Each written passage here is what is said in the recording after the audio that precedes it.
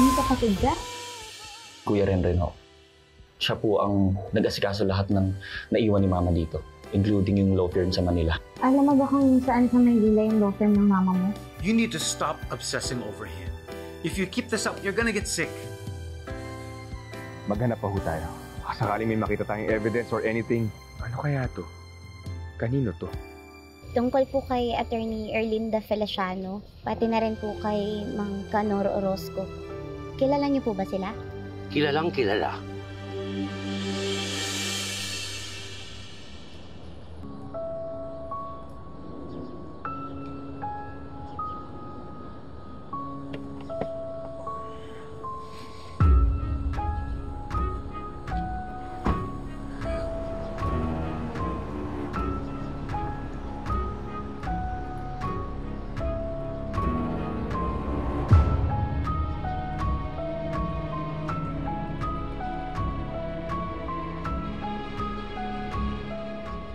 Nandito na yung groom!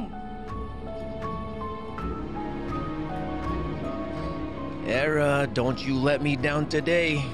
After all, you're my last hope, right?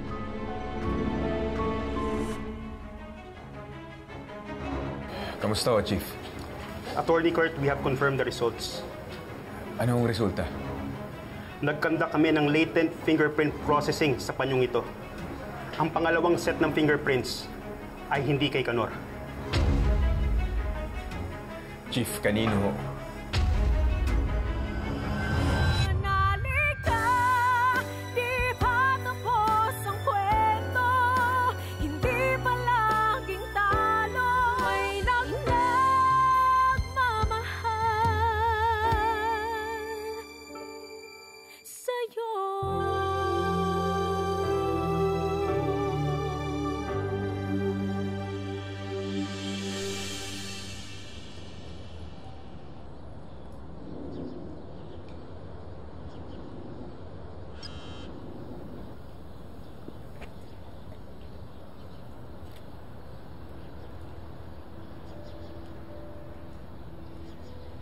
Ate Lilet, I know you still don't trust Renan. Yes, he is not perfect. He has many flaws. Pero nung mawala si Renan, napatunayan kong mahal na mahal ko siya. I sent you this invitation even though I don't know kung darating ka. Pero gusto kong malaman mo na buo ang pasya ko. Wherever this decision leads me, I will face it. If it brings me pain or hardship, I will stand by it. Because I can't imagine a life without Renan Alon in it. Kailangan ko siya para patuloy akong mabuhay, Ate Lilet. Kailangan ko si Renan.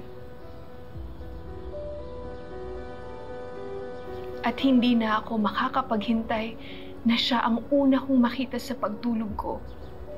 Sa bawat paggising ko sa umaga, sa araw-araw.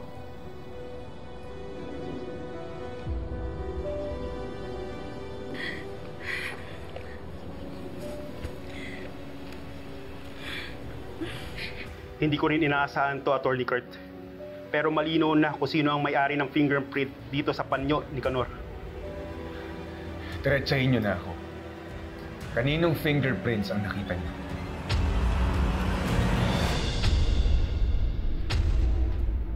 Kay Attorney Renan Alon.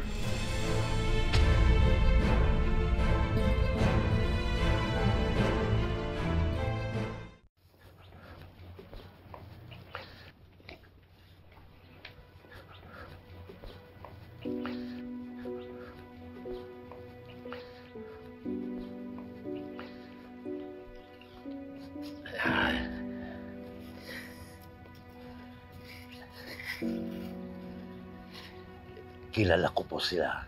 Kilalang kilala. Si Canor, yung family driver nila, Attorney Erlinda Feliciano. Hindi ko makakalimutan ang ginawa niyo sa akin. Ma! Ano naman? Ba't may pinarinig kay Renan yung usapan namin? Hindi niya dapat marinig yun. Dapat nung nakita mo kami nag-uusap, lumayo na lang muna kayo. Was that your company driver? Inaway ho ba kayo nun? He seemed really mad. Sino kayo? Ba't kayo pumasok dito? Ano kailangan niyo? Sino kayo? Bukas ka na.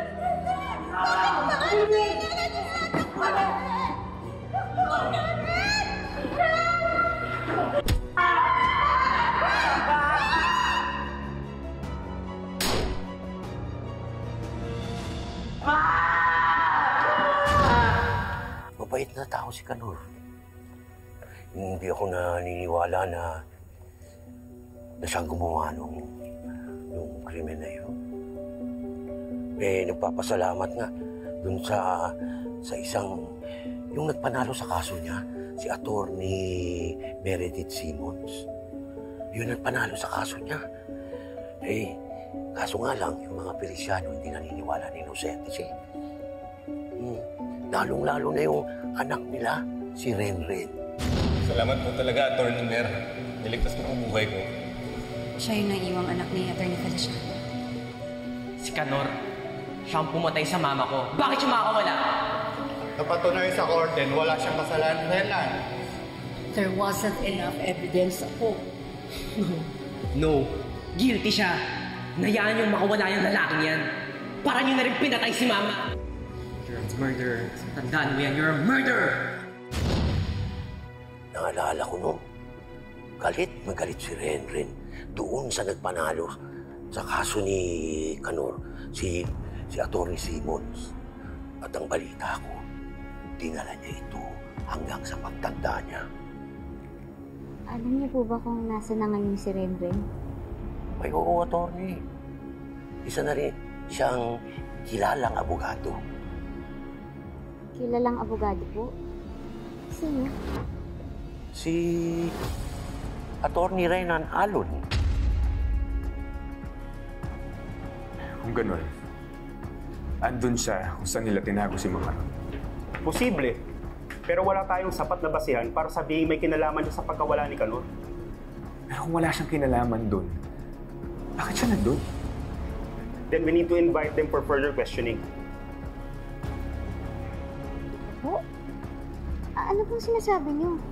Si Renren Feliciano, si Attorney Renan Alon? Sigurado po ba kayo? Naku, Attorney, sa tagal kong naninilbihan dito, malayo ako magkamali. Matagal ko na sinusubaybayan at ang buhay ni Renren. Masaya nga ako sa nangyari sa kanya eh. Sa kapila na nangyari sa mama niya, naging maganda pa rin ang buhay niya. Pero iba po yung apelido ni Attorney Alon. Dahil ginamit niya yung apelido ng papa niya.